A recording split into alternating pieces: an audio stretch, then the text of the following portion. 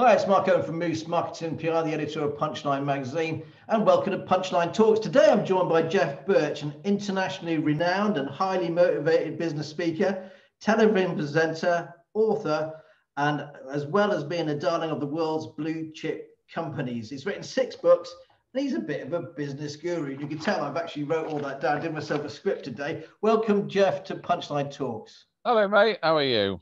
I'm really well, thank you very much. Great to see you again. Last time we met was on BBC Radio Gloucestershire, wasn't it? A long time ago. That's right. We were disporting the airways, as they say.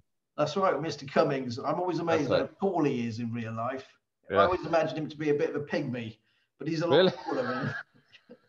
But anyway, I know you've got your book with you because you showed me. Well, I have millions of books. If you look to the side, here is a display, a selection, a library of my tomes.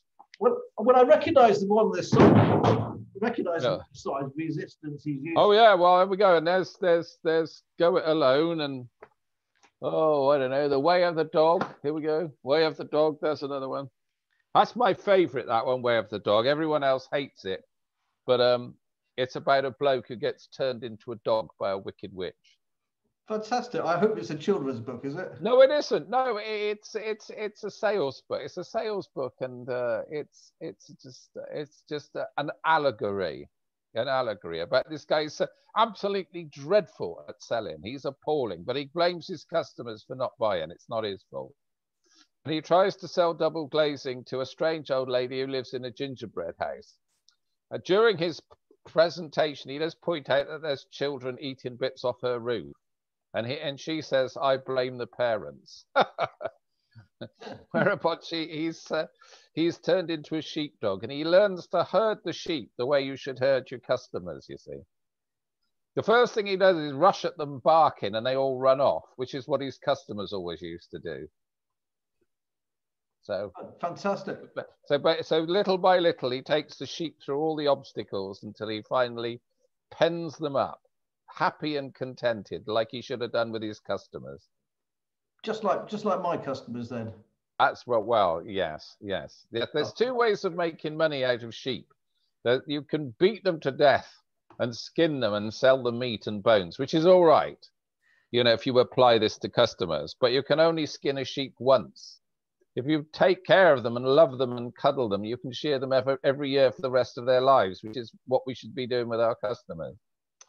Yeah, no, that's brilliant. No, never really thought about my customers being sheep really before, but there you go. So, how did you become a business guru? How did you get on TV? And I had it thrust upon me. I had a lunatic friend. I ran all sorts of companies around the Gloucestershire area. Notorious is perhaps a word. I always tell people that when they ask me how I became a guru, is I was expelled from school. You know, and when you're expelled from school, there's nothing you can do. I mean, it's where do you go from there? Alcoholism, drug abuse, living in the street, you know, sleeping in a cardboard box, unless you sink so low that you have no pride and no morals left. And when that happens to you, there's only one place left to go, and that's into sales, which is what I did. I'm quite good at it. So I started. When I'd sold my various businesses and got a bit bored, I started offering sales advice to companies. But it was at the time of the big sales gurus, the guy in the white suit who could build the Albert and I had a lunatic friend who came to me and said, oh, you could do that, Geoff. And he booked a theatre and sold tickets for me before I could stop him.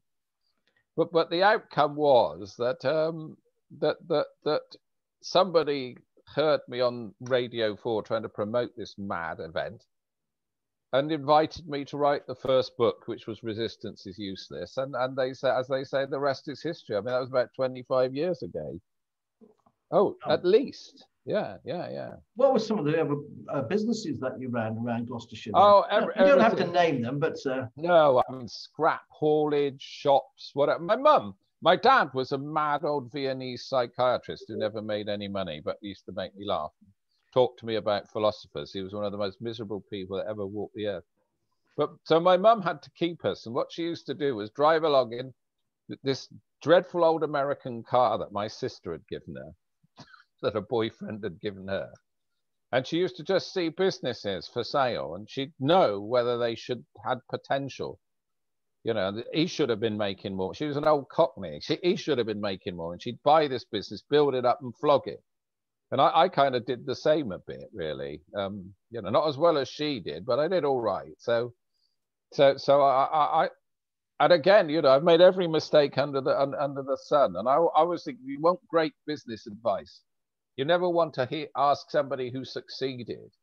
Because people who have a huge success are usually slightly shocked by it and are never quite sure how it happened, and tell you things like nose to the grindstone, shoulder to the wheel, believe in myself, which is actually, it's like asking a lottery winner how they won the lottery. Well, I bought a ticket.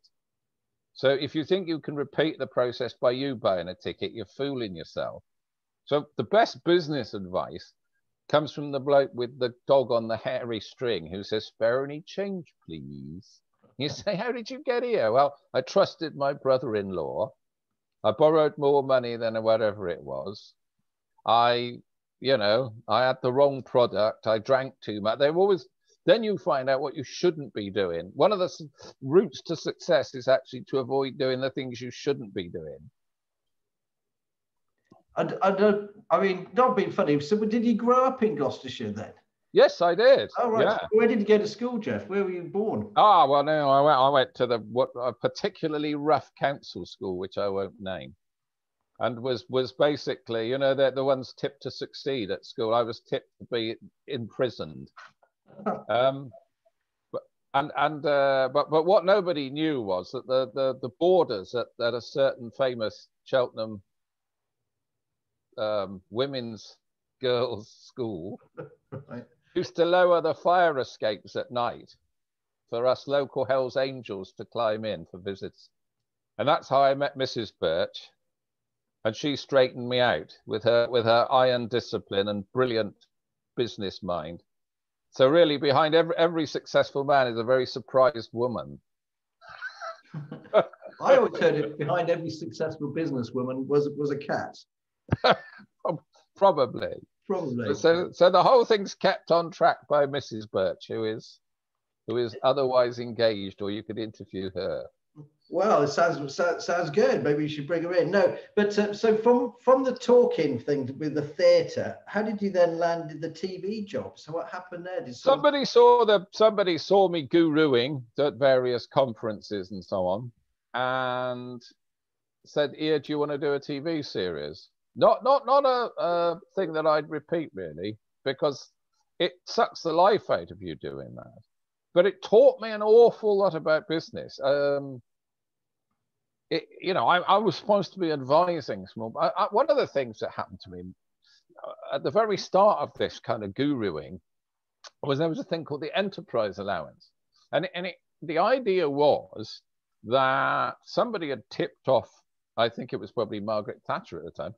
That a large percentage of the people who were on the dole were actually doing moonlighty jobs and stuff. And there was a huge quantity, and it was an embarrassingly large number of people who were receiving unemployment benefit. So they had this bright idea which said, look, if you actually officially come out of the shadows, declare yourself self-employed, you can carry on drawing this benefit with no questions asked for a further 2 years.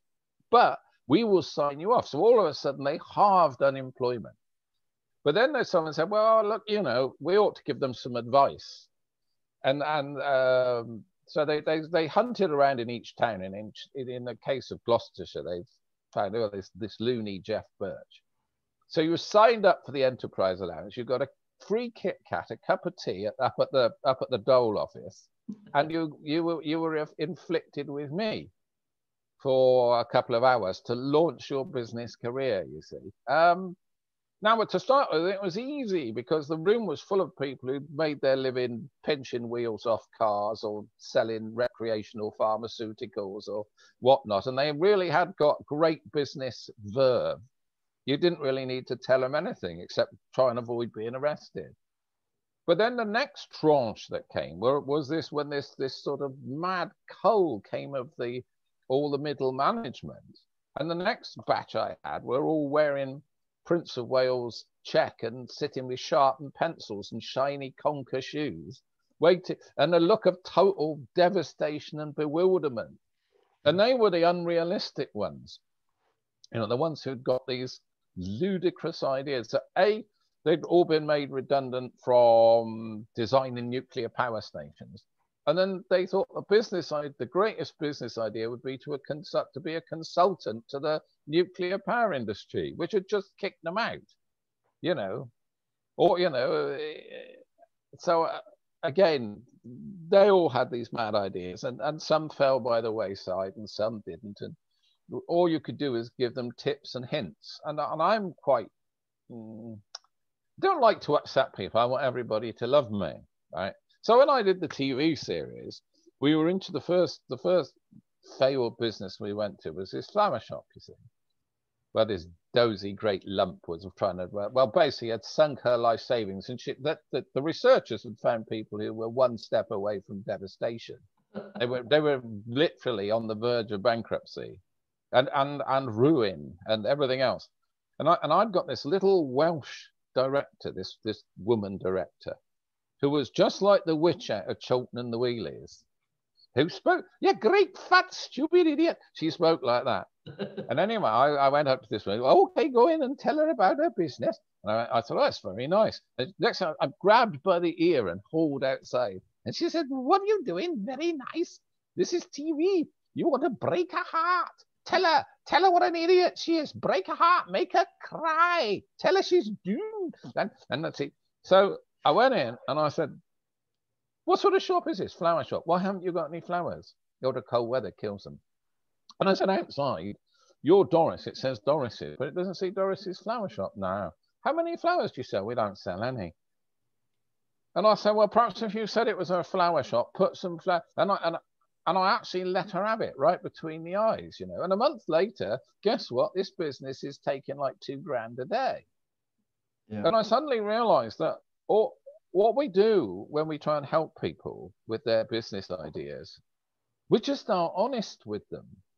You know, they say, "Oh, I got this great idea. I'm gonna use a drone to deliver sandwich to the outlying villages." You go, "Oh, that's a great idea, Frank," you know.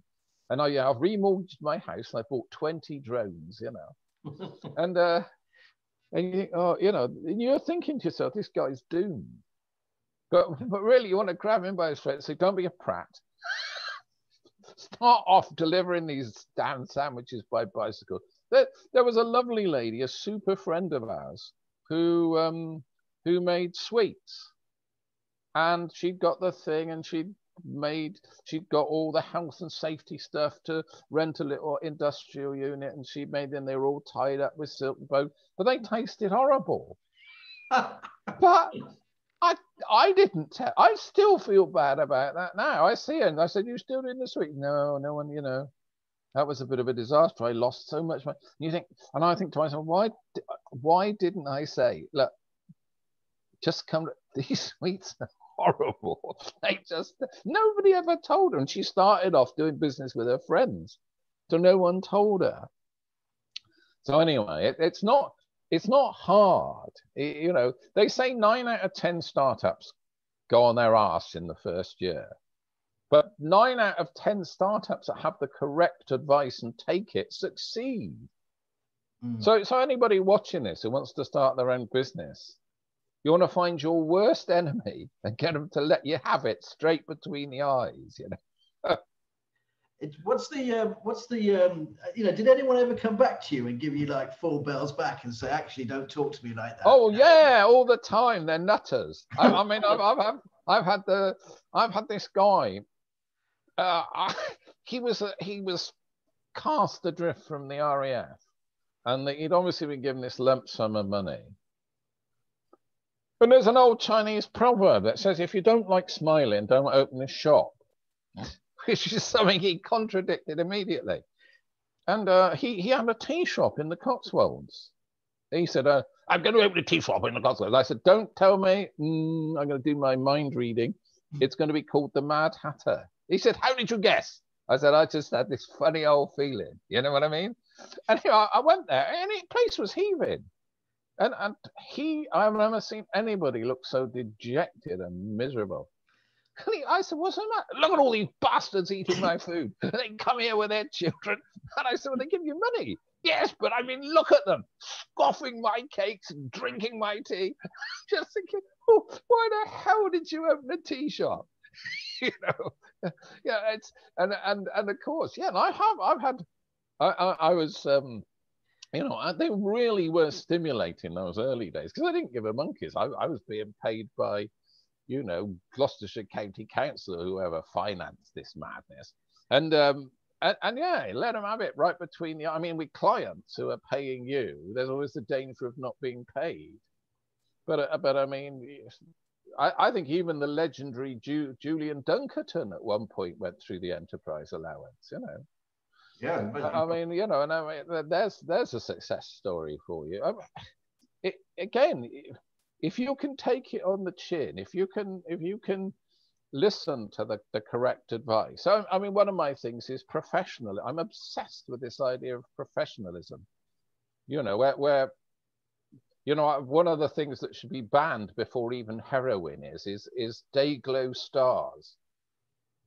Any shop that's got day glow stars in the window with the price written on in felt tip pen, it's like here I can hear the funeral march, you know, starts to beat in my head.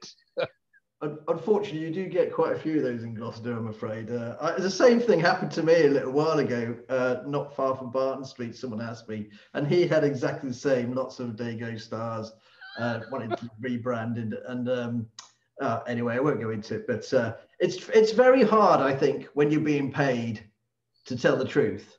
I have a rule of thumb of 3, where I tell the truth 3 times. I give them the solid, and after that, if they don't want to take that advice, then it's really up to me whether I take the money or not, or run. Really, you know, well, it's that fine line, isn't it? Of course, my big thing, the thing that actually makes my sort of my lavish lifestyle, my sort of, is that I speak at huge international conferences. That's where I mean, I used to until they COVID it. But all over the world doing these things. And, you know, I always talk, you know, audience with me all the way, but I shook them off at the airport. But I, but what it is that I've discovered that the humor that I've been accused of is you can hide those things. One of the stories I tell is about this thing called company heroes, you know, that you've got to find your key employee and you reward them and you reward their heroic behavior. But in the end, everybody who works for you has heroic behavior. And I tell the story that I was trying to tell this to a room full of Manchester lorry drivers, you know. Which one of you is the hero? Brian. Brian's our hero. Brian's our hero. Brian. You know, Brian. You know, and they were car delivery. You know, those lorries that deliver cars. And I said, Brian, why are you there here? I don't want to talk about it. I'm shy. I said to her, Johnny, why is Brian you're here? I'll tell you why he's our hero, Geoff. I'll tell you. He went under Low Bridge and he had the roof off 8 Volvos. But people laugh and they go, oh, Geoff, you've been to our depot. That's exactly how our drivers behave. You know, and I'm thinking that's the point I'm trying to make. You know, I mean, it's almost you can make. You know, I have another story that I tell about an accounts department that think they can recover bad debt by posting out venomous snakes in jiffy bags to anybody who's late with payment. And again, it gets this huge laugh from the audience because they go, well, that's our accounts department. You know, we spend hours finding clients and then the accounts department send venomous snakes in jiffy bags to them, you know. Yes. And sometimes I think, well, you know, that they don't bridge the gap between, you know, this is me trying not to be insulting, but using jolly japes and wheezes to illustrate why your company is going down the tubes, you know. So you must have been complete with COVID then. You must have completely wiped out your... Oh, yeah. I had an absolutely full diary and all it did was solve the toilet paper crisis. But I mean, I'm sort of I've got my books and my bits and pieces and so on, but for the industry itself, I mean, whatever happened to the NEC or the, you know, it is a massive industry. I mean, even my laundry where I take me smalls, that their whole thing is wedding tablecloths and event tablecloths and washing marquees. It's gone, just gone in a puff of smoke. I mean, the big hotels charge 250 quid per person per 24 hours. Well, I often get a conference with 1,000 delegates in it. So so what's that? £250,000 a day, just gone.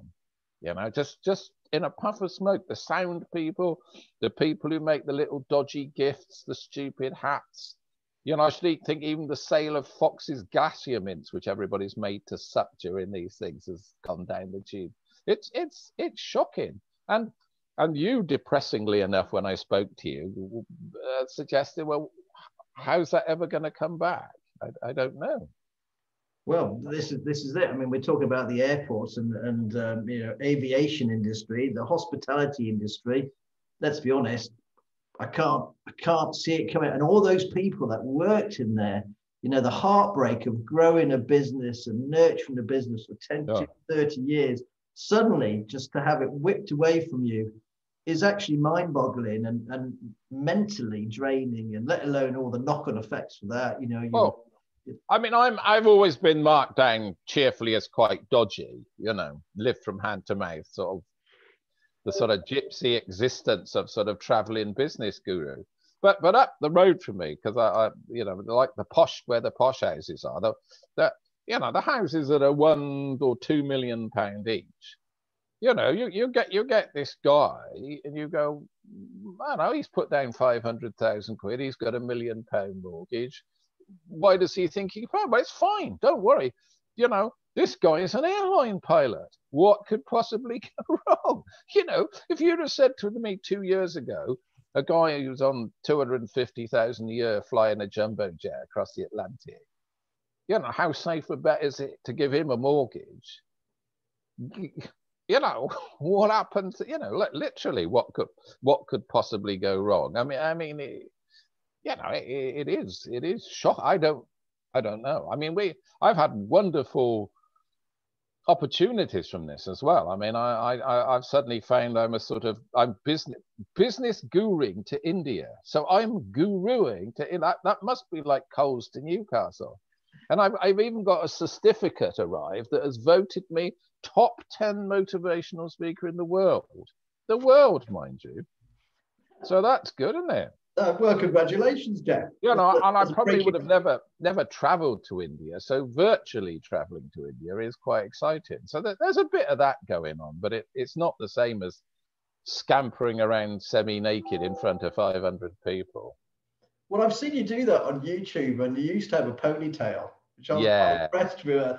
I noticed you don't have it anymore. Yeah, no, that was many years ago. That was, I mean, was that your decision, or was that Mrs. Burch's decision? Mrs. Burch made some very derogatory comments about the ponytail. The ponytail wasn't there for any other reason than to completely, excuse my French, piss off a client. In the days of management consultancy, I had a client that used to pick fluff off my jacket. He was one of those sort of people. He would kind of brush my shoulders, and he was really punctilious and extremely right-wing and very sort of ferocious in his views, you know. And he said how much he hated people with ponytails, and so I grew one. and then this is a very strange business tip to your viewers. Then the blasted thing became this kind of, people said, well, I don't know, we saw this bloke, he was quite funny, I don't know who he was, he was a mad little bastard with a ponytail. And of course all the agents knew exactly who they meant. So I'm now stuck with this thing till it fell off, you know, literally. And again, if you are in a business and you have got something you can hang it on, you know, like Bernie Clifton, I mean, he had, you know, it's not exactly the most talented comedian in the world, but he's an ostrich, isn't he? So, I mean, the bloke, nobody can even remember his name, but that bloke who's an ostrich. Only Clifton with the ostrich? Yeah, he has the ostrich leg. He didn't have the ostrich. He was an ostrich. He had ostrich. He used to do the ride on ostrich. He had yellow tights and Yes, I do remember it. I was thinking of thinking of emu. Yeah, emu. Oh, emu was something else. When he attacked, I don't think I've ever laughed so much in my life. No, I mean, emu was wonderful. Well, he was completely barking, wasn't he, that Rod Hull, because he grabbed his leg and oh no, and it just would attack. He'd obviously got this inner aggression that fed through this blasted hospital. That's right. When it attacked Parkinson and threw his shoe into the audience, I thought I was going to die. I couldn't breathe for laughing. No, and it's very sad. I always remember the reason I never go up on my roof to fix any guttering and things like that. Because I know he fell off his roof, adjusting his TV aerial. Yeah. Luckily, I don't even like being this tall, so it's not a situation I'm ever likely to find myself in. So what are you going to do next, Geoff? So all the event management stuff is gone. You being a business guru, how are you guruing yourself? Well, I'm developing a lot of new stuff. I'm rereading a lot of my old books, and the book that everybody hated, which was Writing on the Wall, I've rewritten actually because somebody said it was their favorite one, and he must be the only person in the world. So it's a rant at how crap business is, basically, from page 1 to back. I don't know, I must have been in a filthy mood when I wrote it, and it's even more relevant now. So perhaps a bit more writing, a bit more online, and maybe one day we'll all be let out of our boxes to do it again. I mean, I don't know. There's a really ghastly motivational book called Who Moved My Cheese, which it's my least favorite. I've read that quite a few times, actually. Yeah. Well, Where the Dog was a sort of antidote to it. But anyway, but it has got the point where this poor little fellow keeps just going back to this same room to look for the cheese, and in the end, it's gone, and it's never going to come back. And I think it is a very big moment when you realize the well's dry and it's never going to fill up again. Yeah. But is that the? I mean, if that's going to happen, the industry that I'm, a tiny brick of, is vast. The speaking agencies and the international speaking and international business travel. I did a job in America, and it was a conference in America, and they said, "Well, Geoff, you're not going to get the main stage. You're just going to do the breakout. Just do the breakout. And Dad, you want to talk about the sales, so just have the salespeople." That was 20,000, the audience for that. Because one of the software companies said, "Oh, we'll do the bottled water," and the hotel said, "Yeah, all right. Well, we're going to charge you 50 cents corkage on the bottles." And I said, "Well, that's not bad." And they said, "Well, that's going to come to like $100,000 because there's 200,000 people altogether." It's just that economies of scale. But even that, is this all gone forever? The Consumer Electric show in Vegas attracts something like 5 million people or something. I mean, I think even Vegas could go over if it doesn't sort itself out soon. Well, it's a bit like, we're talking about retail and what's going to happen to Cavendish House, what is going to happen to Debenhams, and the high street. So as I've got you as a retail guru, I'm very sorry to grab you on this, Geoff. What's next? What's next for high streets? Is it? I absolutely say that if somebody gave me Topshop and said, "Here you are, Geoff, nobody's using it, you have it," what the hell would I do with it? Paintball park. Yeah, or kind of sort of micro shops inside it, where people can sort of do like a souk. You could have like a souk in there, where people just, because souks still work.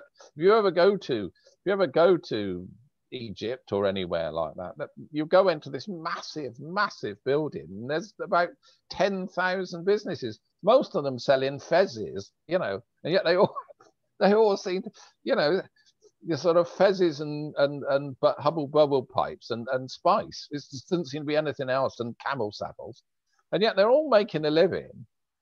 I think maybe this kind of micro business stuff, because at our heart, particularly being British, we have this kind of merchant heart, and maybe there may be more opportunity to ply our trade. And I'd be quite happy to walk through the Cheltenham souk and haggle about fruit and bits and bobs. It's funny you should say that, because I miss car booting. I'm a big car boot fan, and I love going along there and open it. Well, actually, you drive in and you actually don't open your car first of all, because everyone just goes, hundreds of people or something around your car, banging on the windows and opening it and trying to see what you've got. So we just arrive, lock the car and walk off, and then come back and set everything up. But I love walking around the stores afterwards and buying more stuff than I actually sold, like a lot of other You can come and clear my loft. Well, you never know. You never know how business goes, So it might. Yeah. I do know somebody in the pandemic who was a really great professional photographer, and now he sells antique furniture. And there's a lot of people who have completely changed their tack to make money, and I think that's the secret. Yeah, I had an Amazon parcel, because I talk to everybody, as you can imagine. I had an Amazon parcel delivered by a member of the Royal Ballet the other day.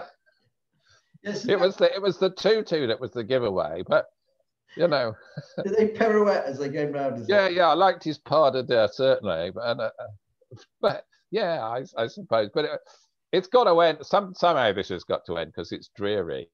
It is bloody dreary, but I'll tell you what, Geoff, you made a very nice end to the day for me, and hopefully for our audience as well. So we run out of time. That was a very quick half hour, and I'd just like to say hopefully we'll meet again.